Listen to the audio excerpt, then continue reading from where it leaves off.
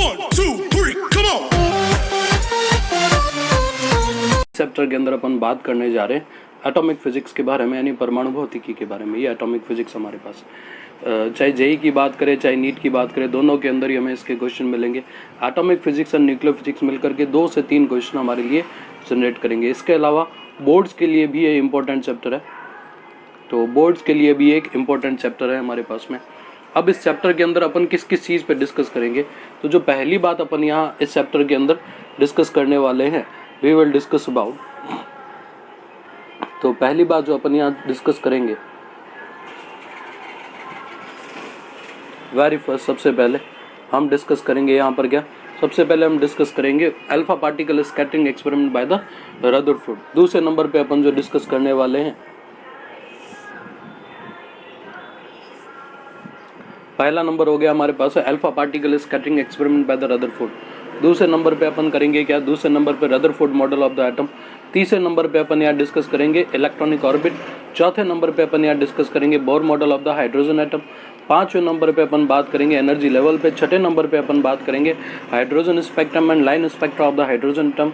और सातवें नंबर पे अपन बात करेंगे D Broglie comment on the second postulate, यानी जो बोर का सेकंड पोस्टुलेट है उस पर डी ब्रॉगली अपने से क्या कहता है, हम इन सारी चीज़ों के बारे में यहाँ डिस्कस करेंगे, बात करेंगे। तो आगे चलते हैं। अब सुने आप इधर, अगली जो बात अपन करने जा रहे हैं, हम बात करने जा रहे हैं एटम की जो बेसिक बात है उनके बारे में। एक all elements consist of very small invisible particle, यानी जितने भी एलिमेंट्स है वो सारे के सारे छोटे छोटे पार्टिकल से मिलकर बने होते हैं, जिन्हें अपन क्या नाम देते हैं, एटम नाम देते हैं। Atom of the same elements are exactly same, यानी सेम एलिमेंट जो है हमारे पास उनके एटम सेम होते हैं। एटम और डिफरेंट एलिमेंट्स आर डिफरेंट, अलग अलग एलिमेंट के एटम जो है वो डिफरेंट होते हैं। अगली खास बात क्या, अगली खास बात ये, every atom is a sphere of the radius of the order 10⁻⁻10 meter, in which entire mass is uniformly distributed and negative charge electron revolve around the nucleus, and negatively charged particle जो है वो nucleus के चारों revolve करते हैं। अगली खास बात, The first model of the atom was proposed by J.J. Thomson in 1898 called plum pudding model, उसे plum pudding model का नाम दिया गया, ठीक है। Later Rutherford worked on it and named his model as the Rutherford planetary model of the atom in 1911। आगे चल करके रदरफोर्ड ने इस पे काम किया, 1911 में उसने अपना मॉडल इंट्रोड्यूस किया, जैसे अपन Rutherford's planetary model of the atom का नाम देते हैं। फिर 1913 के अंदर उसी का एक शिष्य जो है नील्स बोर, उसने इस पे काम किया और उसने Bohr model of the hydrogen atom के नाम से अपना जो मॉडल है वो मार्केट के अंदर लॉन्च किया।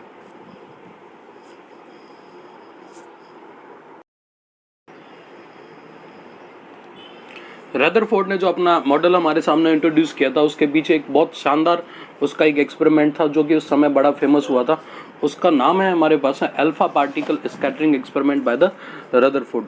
Alpha particle scattering experiment by the Rutherford, इसके बारे में अपन बात करने जा रहे हैं। देखें आप इधर, अब सुनो आगे की बात क्या।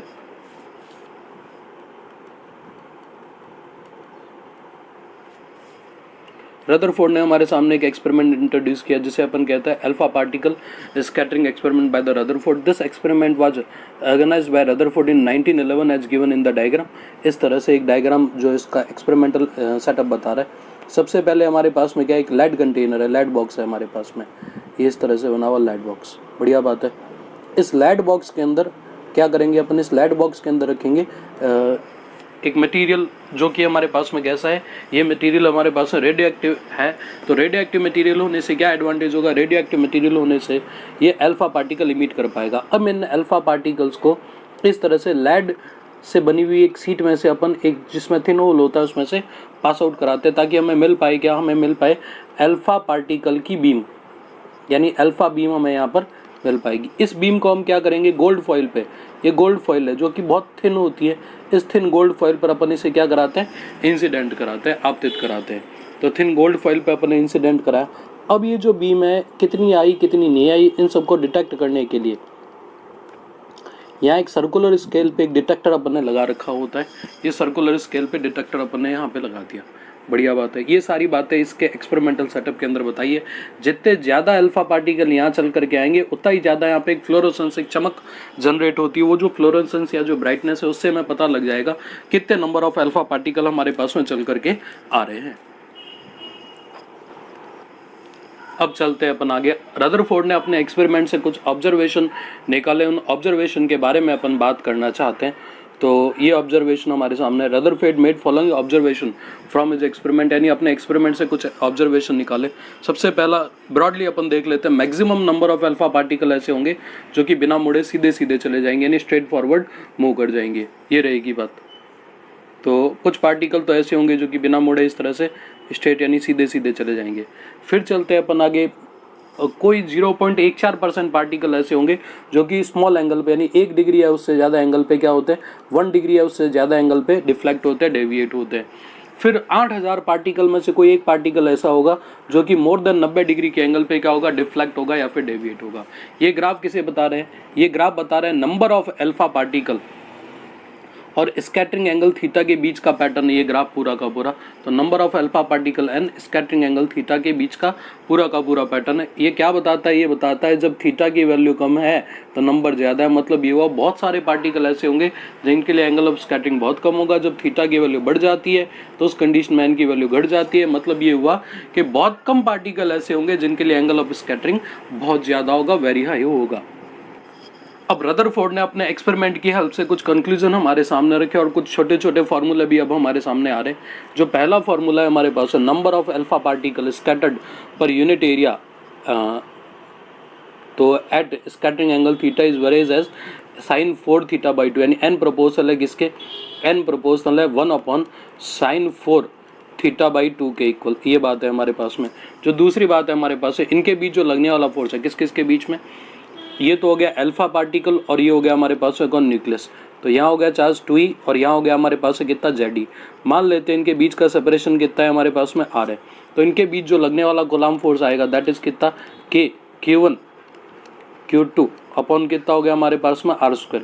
ये इनके बीच लगने वाला कूलम्ब फोर्स f है। बढ़िया बात है। फिर कंक्लूजन्स पे बात करते हैं। इन सब एक्सपेरिमेंट की हेल्प से रदरफोर्ड ने कुछ कंक्लूजन हमारे सामने उतारे, हम उन पे बात करना चाहते हैं। On the basis of his experiment, Rutherford concluded that, क्या क्या कंक्लूड किया, पहली बात ये हमारे पास है, atom has a lot of empty space and practically the entire mass of the atom is confined in extremely small central region that is called nucleus. उसे अपन नाम देते हैं न्यूक्लियस। इसका साइज 10⁻15 मीटर से 10⁻15 मीटर के ऑर्डर का। तो सबसे पहली बात ये बताई उसने कि एटम का सारा मास और सारा का सारा पॉजिटिव चार्ज उसके सेंटर पे एक छोटे से रीजन के अंदर सेंट्रलाइज होता है, जिसका साइज क्या होता है, ऑलमोस्ट 10⁻15 मीटर से 10⁻14 मीटर के ऑर्डर का। 10⁻15 मीटर से 10⁻14 मीटर के ऑर्डर का होता है, ये इसका साइज होगा हमारे पास में। फिर ये कह रहा है अपने से दूसरी बात क्या है, दूसरी बात में ये कह रहा है स्कैटरिंग ऑफ अल्फा पार्टिकल यानी positively charge particle is due to the Coulomb force of repulsion between the positive charge और न्यूक्लियस एंड अल्फा पार्टिकल। अब ये जो रिपल्सन होता है इसके चलते अल्फा पार्टिकल जो स्कैटर्ड होता है, जैसे ये पॉजिटिव चार्ज है, सामने न्यूक्लियस बैठा है, ये भी पॉजिटिव चार्ज का है, तो इसके चलते क्या होगा, अपने पास से थोड़ा स्कैटर्ड होगा, डेविएट हो जाएगा। तो ये जो स्कैटरिंग आ रही है ये किसके कारण है, ये स्कैटरिंग आ रही है इलेक्ट्रोस्टैटिक रिपल्सन फोर्स के कारण। अगली बात, डिस्टेंस बिटवीन द इलेक्ट्रॉन्स और nucleus is 10⁻4 to 10⁻5 times of the size of the nucleus.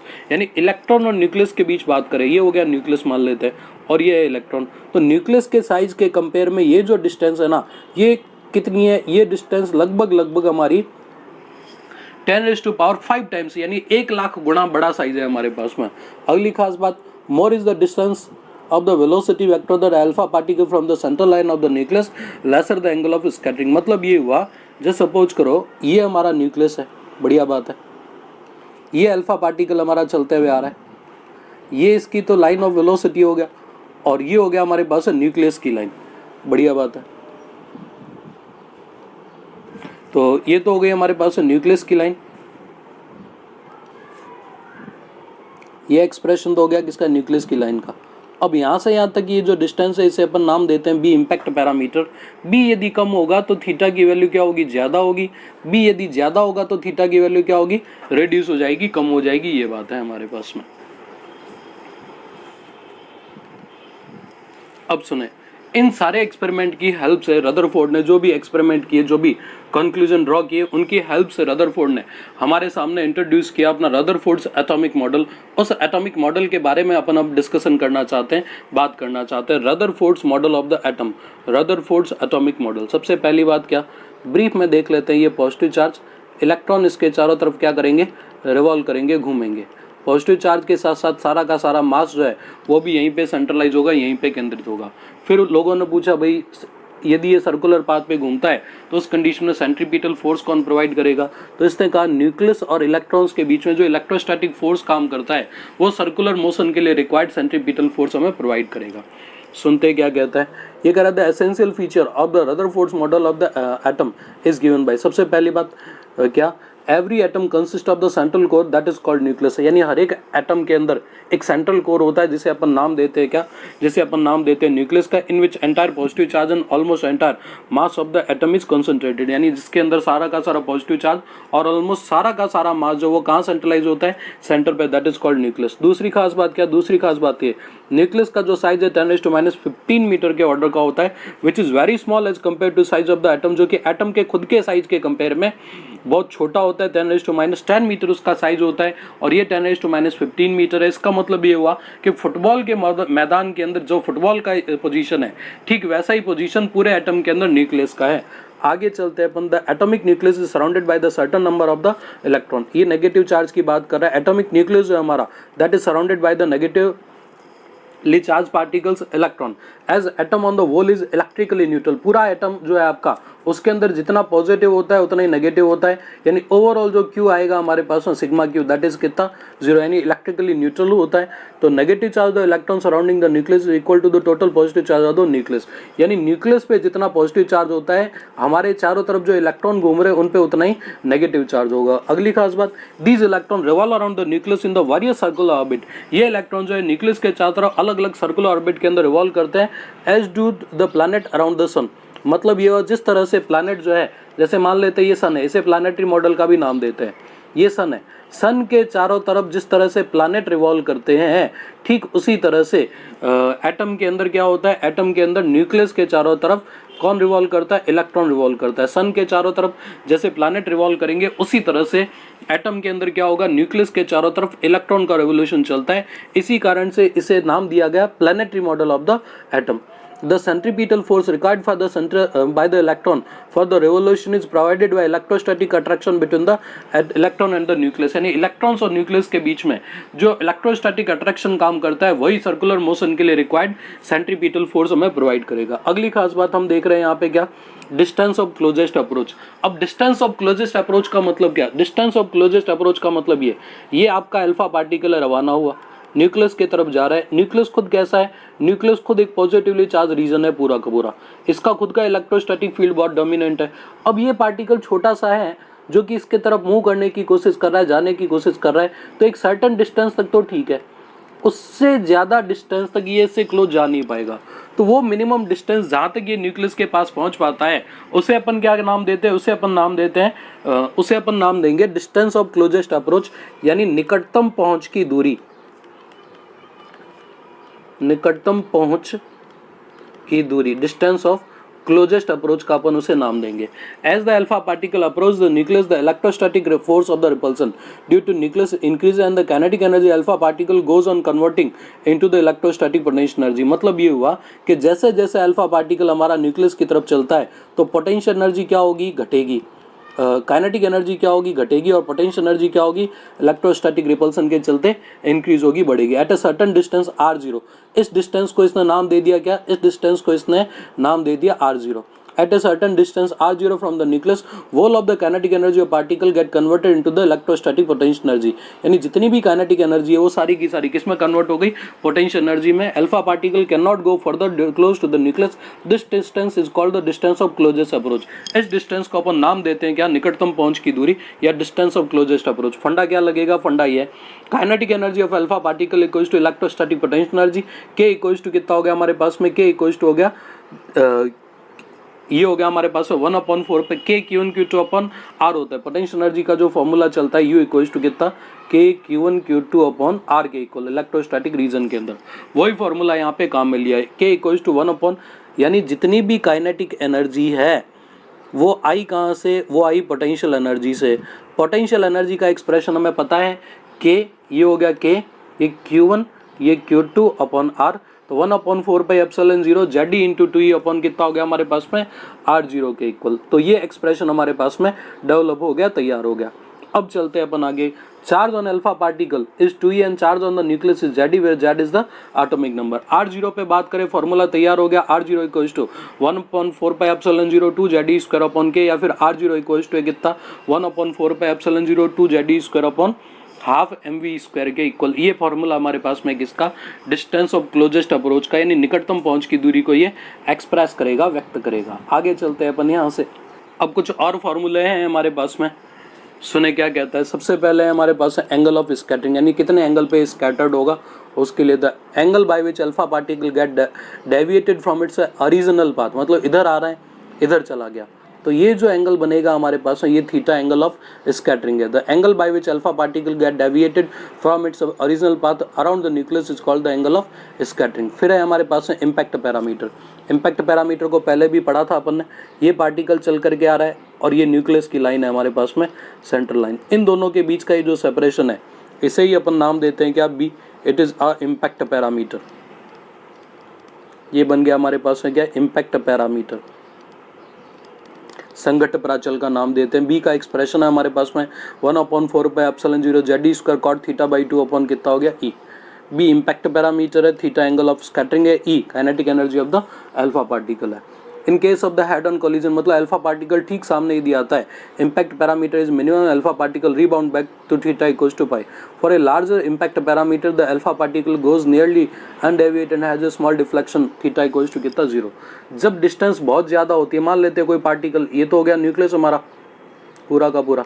अब यदि कोई आपका अल्फा पार्टिकल बहुत दूर से, यानी यहाँ से यदि जा रहा है, तो ये डिस्टेंस जो है हमारे पास में बी डैश बोल देता हूँ मैं इसे।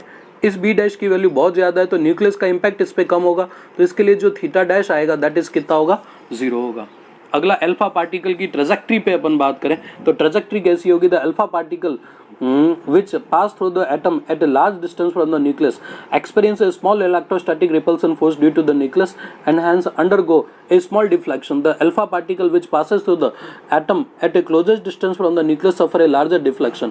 जो ज़्यादा दूर से पास आउट होते हैं उनके लिए डिफ्लेक्शन कम होता है, और जो न्यूक्लियस के बहुत क्लोज से पास आउट होते हैं उनके लिए डिफ्लेक्शन ज़्यादा होता है, ये बताना चाहता है। जैसे यहाँ पर बात करें अपन, जो ज़्यादा डिस्टेंस से है हमारे पास में, तो वो तो क्या होंगे, ऑलमोस्ट सीधे सीधे चले जाएंगे, ये सीधे सीधे चले गए। लेकिन जो न्यूक्लियस के नियर बाई है उनको पाथ क्या करना पड़ेगा, डेविएट करना पड़ेगा। जो और ज़्यादा नियर बाई है उनको लौट करके वापस भी आना पड़ेगा। एक पार्टिकल ऐसा भी होगा जो कि ठीक सामने होगा, वो 180 डिग्री पे क्या होगा, रिफ्लेक्ट। अब देखें आप इधर, हम बात कर रहे हैं अब इलेक्ट्रॉनिक ऑर्बिट्स के बारे में, यानी जो इलेक्ट्रॉन जिस ऑर्बिट के अंदर रिवॉल्व करते हैं उस ऑर्बिट के बारे में अपन बात करना चाहते हैं। Electronic orbit, the Rutherford nuclear model of the atom, picture of the atom and electrically neutral sphere consisting of very small massive and positively charged particle, nucleus at the center surrounded by the revolving electron in the respective dynamically stable orbit। मतलब ये हुआ कि electronic orbit मतलब ये हो गया, जैसे ये न्यूक्लियस हमारे पास में, अब इनके चारों तरफ ये ऑर्बिट्स होंगी जिसके अंदर क्या होंगे, इलेक्ट्रॉन का रेवोल्यूशन होगा। इन ऑर्बिट्स को ही हमने नाम दिया है किसका, इन ऑर्बिट को अपन ने नाम दिया है इलेक्ट्रॉनिक ऑर्बिट का। The electrostatic force of the Fe between the revolving electron and the nucleus provide the requisite centripetal force Fc to keep the m in the orbit। मतलब ये हुआ कि न्यूक्लियस और इलेक्ट्रॉन के बीच में जो इलेक्ट्रोस्टैटिक फोर्स काम कर रहा है वो सर्कुलर मोशन के लिए रिक्वायर्ड सेंट्रीपिटल फोर्स प्रोवाइड करेगा। सेंट्रीपिटल फोर्स चलता है mv²/r equals to 1/4πε0 e²/r²। Thus the relation between the orbit radius and the velocity is given by r equals to कितना, r इक्वल्स टू हो गया हमारे पास में e²/4πε0 mv²। बढ़िया बात है। अब kinetic energy and electrostatic potential energy K equals to हो गया half mv² e²/8πε0 r and potential energy u equals to कितना है, ये वही फॉर्मूला है हाफ mv²। और दूसरा हो गया हमारे पास में क्या, v² की वैल्यू यहाँ से निकाल ली इसने, ठीक है। और u पोटेंशियल एनर्जी हमारे पास में तो कितना हो गया हमारे पास में, u इक्वल्स टू kq²/r, ये हो गया हमारे पास में कितना, ये हो गया kq²/2r। ये वही पैटर्न है, के ई इक्वल्स टू हो गया kq²/2r वाला फंडा, और यहाँ हो गया हमारे पास में पी ई इक्वल्स टू कितना, माइनस का kq² कितना हो गया r। ये फंडा यहाँ पे इसने अप्लाई किया, या q1 q2/r लगा सकते हैं। Negative sign to the you defines the electrostatic force is the minus direction और अट्रैक्टिव इनटू नेचर, यानी इलेक्ट्रोस्टैटिक फोर्स जो है उसकी नेचर अट्रैक्टिव फोर्स की होती है, माइनस साइन इसी का इंडिकेशन है। Thus the total mechanical energy is given by E equals to K plus U, यानी E square upon 8 pi epsilon 0 r minus का E square upon 4 pi epsilon 0 r, तो minus का E square upon 8 pi epsilon 0 r। Total energy negative है, मतलब ये हुआ electron जो है वो ऑर्बिट के अंदर बंधा हुआ है, यानी बाइंडेड स्टेट के अंदर एग्जिस्ट कर रहा होगा। अब ये जो रदरफोर्ड मॉडल हमारे पास है उसके कुछ शॉर्ट कमिंग्स या कुछ कमियां या जो ड्रॉबैक्स है हम उसके बारे में बात करना चाहते हैं। ड्रॉबैक्स या फिर short Cummings.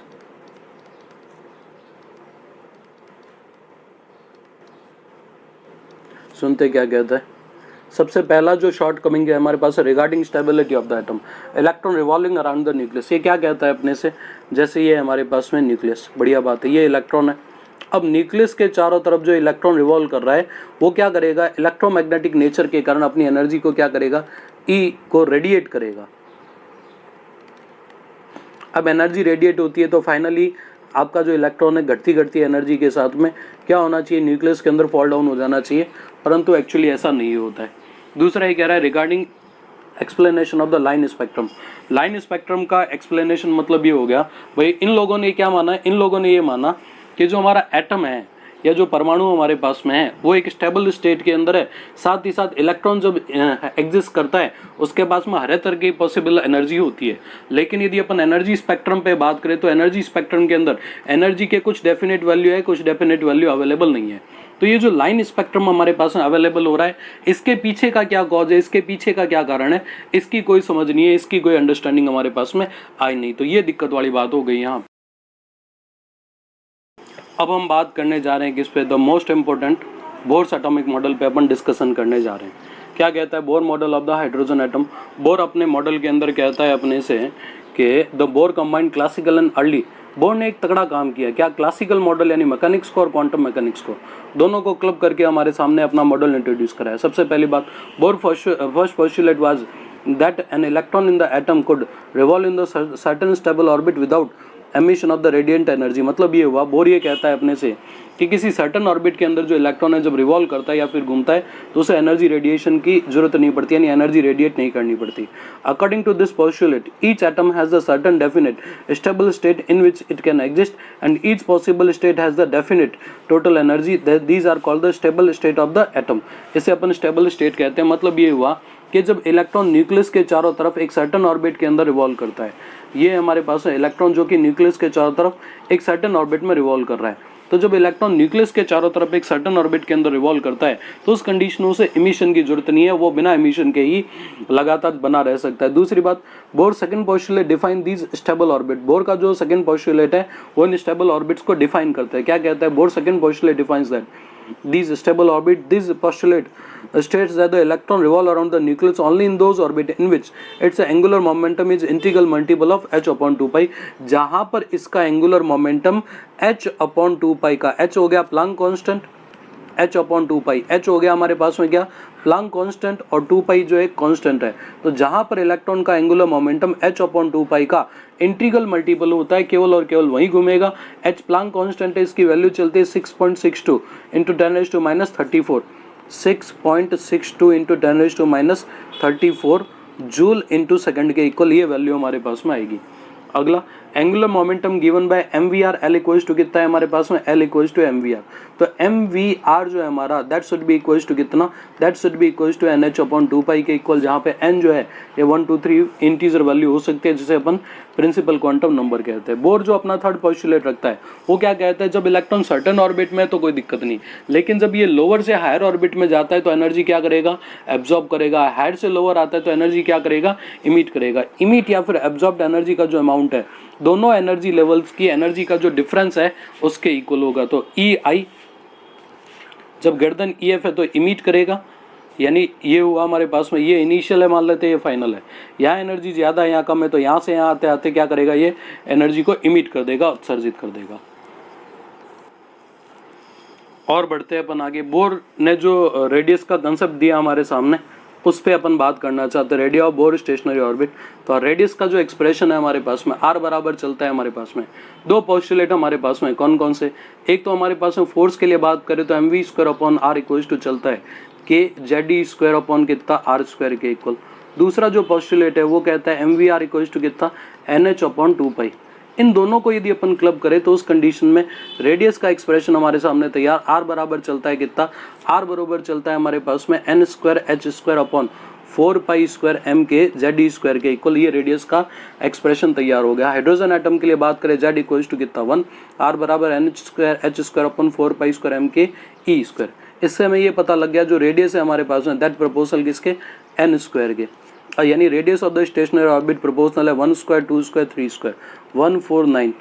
Clearly the stationary orbit has not equally spaced. मतलब ये हुआ कि पहली दूसरी तीसरी चौथी जो इनकी ऑर्बिट्स है हमारे पास में, जैसे ये हमारे पास में न्यूक्लियस है तो ये पहली ऑर्बिट है तो दूसरी इतनी, तीसरी इतनी, चौथी और ज़्यादा डिस्टेंस, यानी इनके बीच का ये जो सेपरेशन है ना ये इक्वल नहीं होता है, अनइक्वल सेपरेशन होता है। 1:4:9 के रेशियो में ये चल रहा होता है। और चलते हैं अपन आगे। अब बात करना चाहते हैं अपन किसके बारे में, वेलोसिटी के बारे में, वेग के बारे में। Velocity of electron the bore stationery orbit, तो v इक्वल टू है हमारे पास में 2 पाई जेड के जेड ई स्क्वायर अपॉन कितना हो गया हमारे पास में एन एच के इक्वल। ये वेलोसिटी का एक्सप्रेशन तैयार। हाइड्रोजन के लिए बात करें जेड इक्वल टू कितना हो गया 1, v इक्वल टू 2 पाई के Z E square upon N H. Frequency पे बात करें अपन, frequency of the electron into v proportional किसके, v प्रोपोर्शनल हो गया हमारे पास में जेड बाई एन के। v इक्वल टू होता है 2.18 इंटू 10⁻⁶ जेड बाई एन के इक्वल मीटर पर सेकेंड के अंदर। ये एक्सप्रेशन वेलोसिटी में हमारी हेल्प करेगा। अगला ये कह रहा है frequency of electron in the bore stationery orbit. Frequency के लिए बात करें तो फ्रीक्वेंसी आया न्यू इक्वल टू कितना के Z E square upon N H R के इक्वल। ये पैटर्न चलेगा फ्रीक्वेंसी का यानी आवृत्ति का।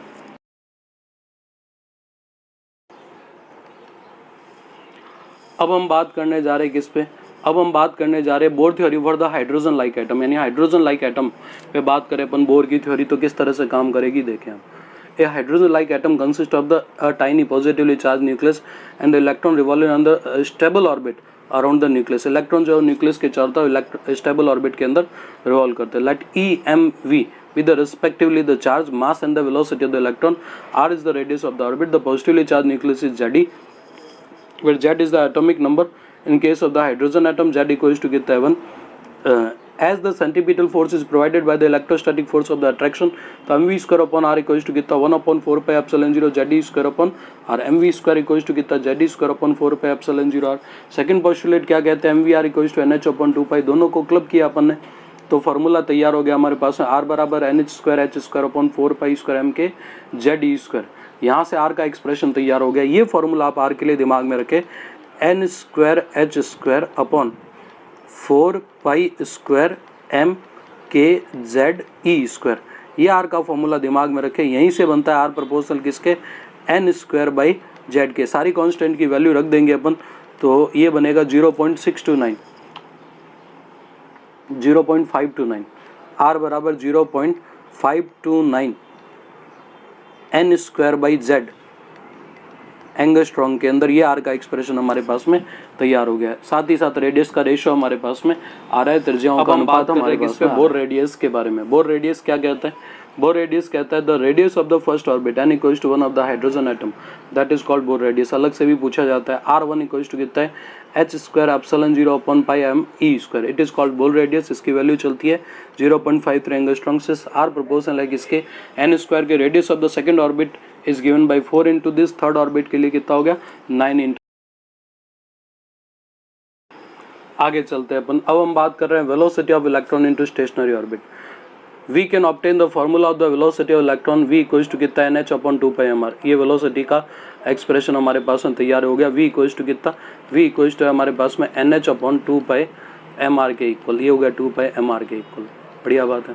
ये वेलोसिटी का एक्सप्रेशन है। पुटिंग वैल्यू ऑफ r, तो r की वैल्यू पुट करने पर हमारे पास में v आ रहा है, v प्रोपोर्शनल किसके 1/n के।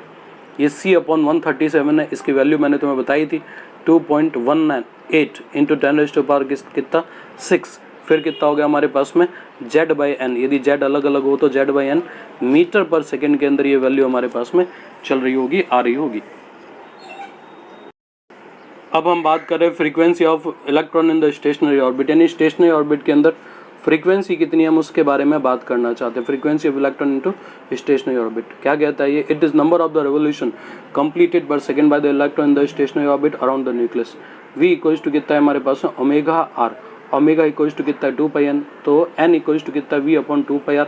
पुटिंग द वैल्यू तो हमारे पास में आ रहा है न्यू इक्वल्स टू कितना है kz² अपॉन NHR। आर का एक्सप्रेशन अपन इसमें और पुट करेंगे तो फ्रीक्वेंसी का एक स्टैंडर्ड एक्सप्रेशन हमारे पास में आने वाला है। n इक्वल्स टू है हमारे पास या न्यू इक्वल्स टू है हमारे पास में kz² अपॉन कितना हो गया हमारे पास में kz² अपॉन NHR। अब r का एक्सप्रेशन यदि पुट करें अपन तो kz² अपॉन कितना हो गया NHR। r बराबर कितना है n² h² upon 4π² m kze²। मतलब ये हो गया न्यू प्रोपोर्शनल है हमारे पास में z² अपॉन n³, यानी फ्रीक्वेंसी की जो वैल्यू हमारे पास में z² अपॉन n³ के प्रोपोर्शनल है। यदि अपन बात करें किस पे, यदि अपन बात करें टाइम पीरियड के बारे में यानी आवर्तकाल के बारे में यदि अपन बात करें तो t प्रोपोर्शनल है किसके 1 अपॉन न्यू के, यानी प्रोपोर्शनल हो गया किसके n³ अपॉन z के, यानी टाइम पीरियड या फिर जो आवर्तकाल का मान है वो n³ अपॉन z के प्रोपोर्शनल होगा। ये बात रहेगी हमारे पास। और बढ़ते हैं अपन आगे, तो ये कह रहा है अपने से energy of the electron into stationary orbit, यानी स्टेशनरी ऑर्बिट्स के अंदर इलेक्ट्रॉन की एनर्जी का एक्सप्रेशन क्या होगा, इस पे अपन बात करना चाहते हैं। यहाँ हम एनर्जी पे बात करेंगे, have will be two types of the energy. एक तो हम बात करेंगे किस पे, काइनेटिक पे, दूसरा हम बात करेंगे किस पे, पोटेंशियल पे। जो टोटल एनर्जी हमारे पास में आएगी ये तो पोटेंशियल का एक्सप्रेशन हमारे पास, और ये एक्सप्रेशन किसका है, काइनेटिक का। टोटल एनर्जी जो है ये दोनों तरह की एनर्जी का सम होगा, एडिशन होगा। तो energy of the electron into stationary orbit, the electron energy of the electron in the stationary orbit is sum of the kinetic and potential energy, यानी काइनेटिक और पोटेंशियल एनर्जी यानी गतिज ऊर्जा स्थितिज ऊर्जा दोनों के योग के तुल्य होगा। mv² इक्वल्स टू कितना है ze² अपॉन 4πε0r। यहाँ से काइनेटिक तैयार हो गया ze² अपॉन 8πε0। काइनेटिक का एक्सप्रेशन पूरा डेवलप किया अपन ने। अब काइनेटिक आ गया rch अपॉन कितना n²। अब पोटेंशियल पे बात करें k/2 अपॉन r, तो -1 अपॉन 4πε0 ze²/r, तो Pe इक्वल्स टू माइनस का 2rch अपॉन कितना n²। टोटल एनर्जी पे बात करें Ke प्लस Pe, तो E इक्वल्स टू आ गया हमारे पास Ke प्लस Pe, दोनों का सम कर लिया अपन ने। तो E इक्वल्स टू आ रहा है माइनस का ze² upon 8πε0r equals to minus का rch upon n²। Value put कर दिया अपन ने, तो E इक्वल्स टू आया माइनस का m z² E4 upon 8πε0² h² into कितना 1/n²। ये एनर्जी का एक्सप्रेशन हमारे पास में। अब देखें आप इधर, अब हम बात करना चाहते हैं टोटल एनर्जी की थोड़े और डेप्थ के ऊपर, यानी एनर्जी जब ट्रांजिशन होता है, जब इलेक्ट्रॉन एक ऑर्बिट से दूसरे ऑर्बिट के अंदर ट्रांजिट होता है तो उस कंडीशन में इमिटेड एनर्जी और वेवलेंथ कितने कितने होंगे, या रेडिएशन इमिटेड जो है उनके वेवलेंथ कितने होंगे, उस पर बात करना चाहते हैं। Suppose in excited atom an electron jumps from higher energy state to lower energy state, higher energy state n2 to lower energy state n1. The energy difference between these state E2 minus E1 जो है हमारे पास में, that is कितना हो गया mz² E4 upon 8πε0² h², 1 upon n1² minus 1 upon n2²। अब क्या कहता है अपने से, according to Bohr's third postulate the frequency nu of the emitted electromagnetic wave nu equals to कितना E2 minus E1 upon h। Value put करेंगे अपन तो फॉर्मूला बनेगा mz² E4 upon 8πε0 h³ 1 upon n1² minus 1 upon n2². The corresponding wavelength lambda of the emitted radiation is given by 1 by lambda equals to कितना nu by c mz² E4 upon 8πε0² ch³ 1 upon n1² minus कितना 1 upon n2². 1 by lambda जो है इसी को अपन नाम देते हैं क्या, ये वेव नंबर है हमारे पास में। अब ये कह रहा है अपने से एक कांस्टेंट टर्म हमारे पास में आ रही है m e की पावर 4 अपॉन 8πε0² ch³। इसे अपन काम कहते हैं रेडबर्ग कांस्टेंट, रेडबर्ग नियतांक कहते हैं। इसकी वैल्यू चलती है 10⁻⁷ के इक्वल, ये रेडबर्ग कांस्टेंट है पर सेंटीमीटर के इक्वल। तो 1 बाई लैम्डा का एक बहुत कीमती फॉर्मूला तैयार जो कि हाइड्रोजन स्पेक्ट्रम के अंदर भी हमारी हेल्प करने वाला है। 1 बाई लैम्डा इक्वल्स टू कितना है rz² 1 अपॉन n1 का square minus 1 upon n2²। This is Bohr formula for the hydrogen like atom for z equals to कितना है 1 by lambda equals to कितना हो गया r, फिर कितना है 1 upon n1² minus 1 upon n2²। यानी जब z equals to 1 हो तो उस कंडीशन में ये फॉर्मूला हमारी हेल्प करेगा। अब कुछ खास बातें एनर्जी लेवल्स के बारे में अपन करना चाहते हैं। क्या कहता है, the energy of an atom is the least when its electron is revolving the orbit closest to the nucleus. यानी जैसे ये बात है हमारे पास में, ये तो हो गया हमारे पास में न्यूक्लियस, ये फर्स्ट ऑर्बिट, ये सेकंड ऑर्बिट, ये थर्ड ऑर्बिट, ये फोर्थ ऑर्बिट। ये हो गया n बरोबर कितना 1, ये हो गया n बरोबर 2, ये हो गया n बरोबर 3, ये हो गया n बरोबर 4।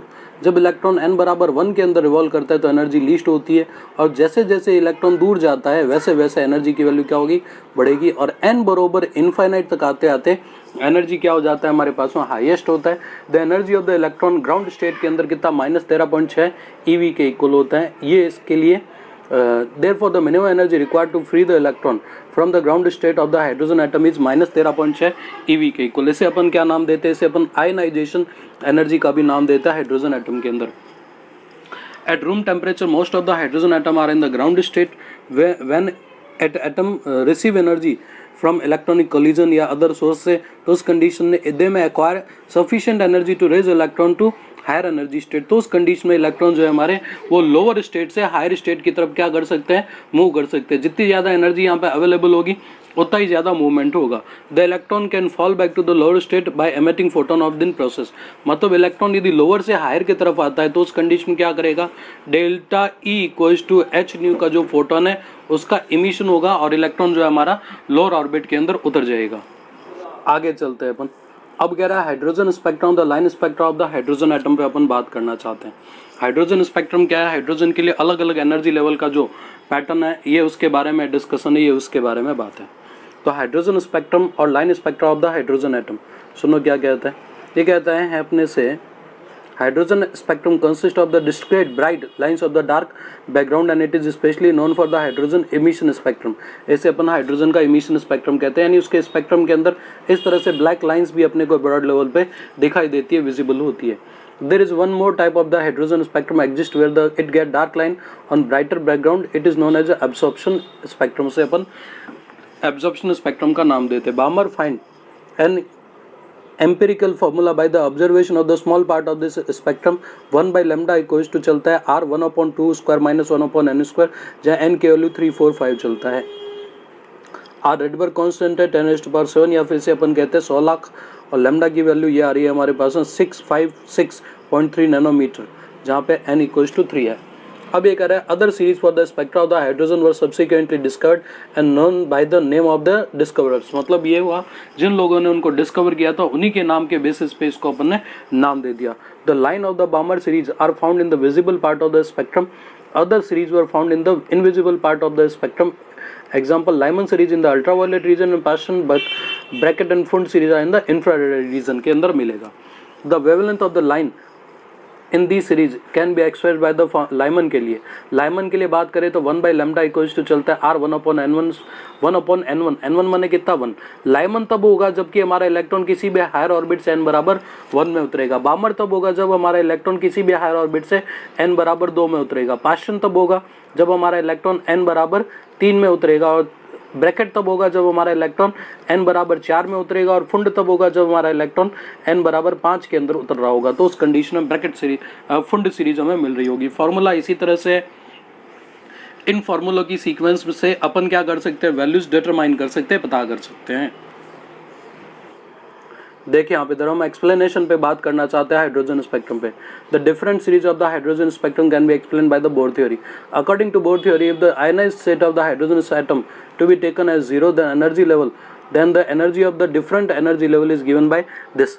अब सबसे पहले ये लेवल है हमारे पास है n बराबर 1, तो यहाँ पे एनर्जी चलती है -13.6 EV के इक्वल। फिर चलते हैं अपन आगे n बराबर 2, तो E इक्वल्स टू चलता है हमारे पास में कितना, E प्रोपोर्शनल है 1/n स्क्वायर, क्योंकि Z equals to 1, E proportional हो गया किसके 1/n स्क्वायर के।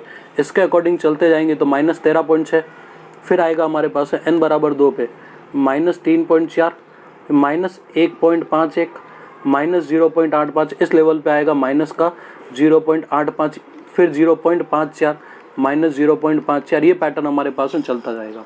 यानी माइनस का 13.6, -3.4, -1.51, -0.85, -0.54, ये सीक्वेंस हमारे पास में होगा। और इनफाइनाइट पर जाते जाते यहाँ पर एनर्जी की वैल्यू कितनी हो जाएगी, 0 हो जाएगी। देखो यहाँ से यहाँ तक आते आते एनर्जी बढ़ रही है, अल्टीमेटली इनफाइनाइट पे हमारी एनर्जी कितनी हो जाएगी, 0 हो जाएगी, 0 हो जाएगी। अब एक खास बात और, when electron get energy from the outside then it electron goes excited from the lower energy level to higher energy level. But higher energy level में इसका जो लाइफ टाइम है 10⁻⁻8 सेकेंड होता है. So the lower energy level directly वापस लौट आता है और रिटर्न होते टाइम जो दोनों एनर्जी लेवल की एनर्जी का डिफरेंस होता है उसके इक्वल एनर्जी ये क्या करेगा, एमिट करेगा, उत्सर्जित करेगा. और बढ़ते हैं अपन आगे. De Broglie comment on the Bohr second postulate. Bohr के सेकंड पोस्टुलेट पे डी ब्रॉगली क्या कहता है. According to de Broglie the stationary orbit is that which contain an integral number of the de Broglie standing wave associated with the revolving electron. मतलब ये होना चाहिए क्या, इसका जो 2πr है that should be equal to n lambda. सीधी सी बात है. स्टेशनरी ऑर्बिट की यदि तुम बात करो जहाँ एनर्जी का इमिशन एब्जॉर्प्शन नहीं होता है तो वहाँ स्टेशनरी वेव बनना चाहिए. स्टेशनरी वेव बनने के लिए इसका जो सर्कमफ्रेंस है वो लैम्डा का integer multiple 1 lambda 2 lambda 3 lambda n lambda. तो लैम्डा इक्वल टू आ रहा है हमारे पास से कितना. डी ब्रॉगली कहता है lambda equal to h/mv. 2πr equal to कितना हो गया हमारे पास में nh/mv, यानी mvr इक्वल टू कितना nh/2π. ये प्रूव हो गया हमारे पास में बोर का सेकंड पोस्टुलेट यहाँ पे. तो बोर का जो सेकंड पोस्टुलेट है उसको डी ब्रॉगली ने हमारे लिए प्रूव कर दिया. यहाँ पर इसी को बताना चाहता है कि जो हमारा 2πr है ना ये n लैम्डा के इक्वल है. Limitation of the Bohr model क्या कहता है अपने से. Limitation of Bohr model. This model is applicable only for the simple atom like z equals to 1.